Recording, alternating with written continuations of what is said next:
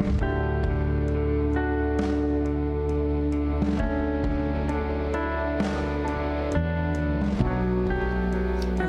Trap by Magwai here on Democracy Now!, democracynow.org, The War and Peace Report.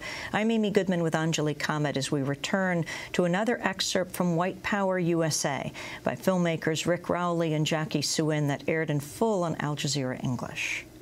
If you look at the potential of violence and the history of violence, the potential is tremendous. Special Agent Bart McIntyre retired from the Federal Weapons Control Agency, the ATF, this January.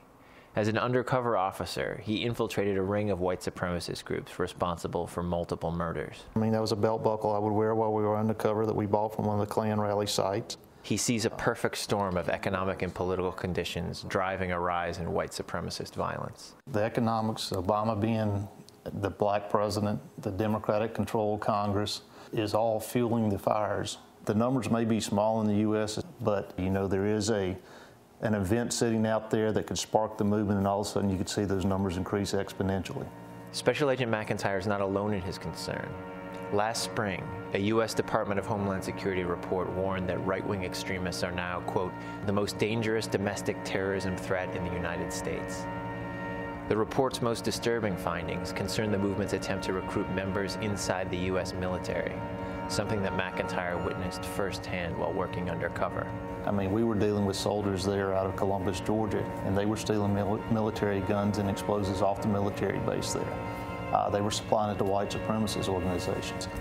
Special Agent McIntyre fears that the country could return to the violence of the 90s, when decorated Gulf War veteran Timothy McVeigh bombed the Oklahoma Federal Building, killing 168 people. Someone's always looking to be the next martyr. A Timothy McVeigh could happen any day of any week. In December of 2008, Cody Brittingham, a Lance Corporal in the U.S. Marine Corps, was arrested for involvement in a string of armed robberies.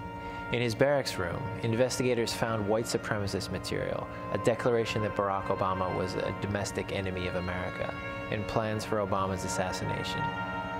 At one point, death threats against President Obama were running at record levels, averaging 30 a day. These numbers have dropped off since their peak around the time of the election and inauguration, but law enforcement around the U.S. remains on its guard for violence from many corners of the white supremacist world. 911, where's emergency? Somebody just came in and shot my daughter and my husband. They shot them? Please, ma'am, please. She's bleeding out of her mouth. Please. How old is your daughter? She's 10. 10? Where were they shot? In the head. In the head. Are they still there, the people who are there that shot him? They're coming back in. They're coming back in.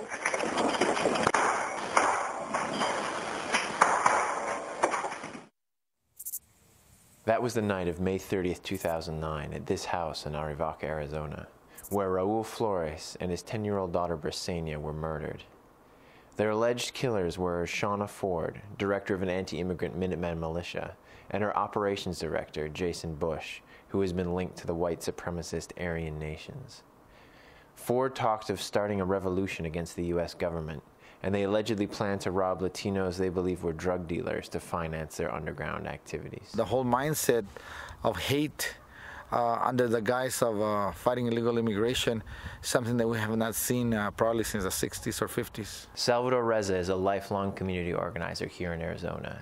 He's been battling for years against the anti-immigrant and white supremacist groups that target Latinos in the state. Their little minds get to the point that they're fighting this battle against the invasion. And in essence, what they're doing is creating the conditions for what happened here in this house. Like, I bet you that little girl played in that trampoline. There have been 9 high-profile murders by white supremacists since Obama's election, and the pain in the communities they affect is visceral. But these crimes represent only a small part of the white nationalist movement's impact on America as a whole. We've got to look at a bigger picture than just the narrow problem of racist violence. There are constant pressure on the racial fault line in American life. They want to set dynamite on that fault line. Exploiting America's racial fault line helps white nationalists impact mainstream politics. It also helps conservative talk show hosts get viewers. This president, I think, has exposed himself as a guy over and over and over again who has a deep-seated hatred for white people or the white culture. This guy is, I believe, a racist. I feel like President Obama is just saying, you know what? For years, the anti-immigration movement was the vehicle of choice for white nationalists looking for an impact on public policy. Why don't you just set us on fire? Do you not hear the cries of people who are saying, stop! All aboard! The Tea Party. But since Barack Obama's election, conservative media figures have helped launch a new populist movement that white nationalists see as their best chance in decades to cross over into mainstream American politics. USA! USA! USA!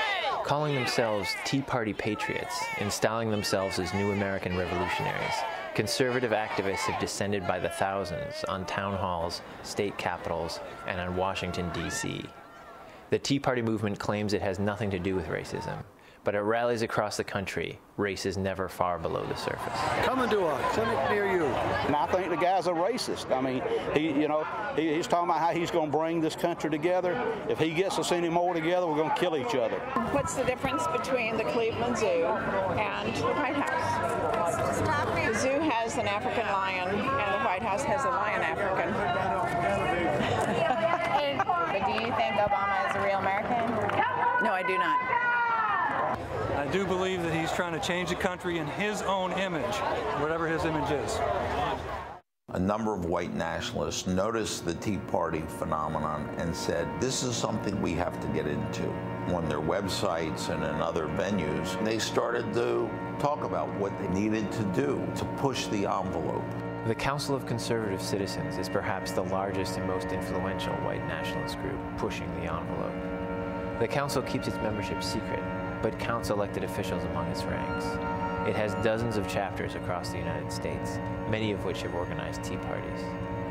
The organization is the descendant of the white citizens' councils, formed to combat the civil rights movement and preserve segregation. Today, its website identifies the United States as a Christian and European nation and opposes integration and race mixing. What's a racist? And I'm not sure what the term means even.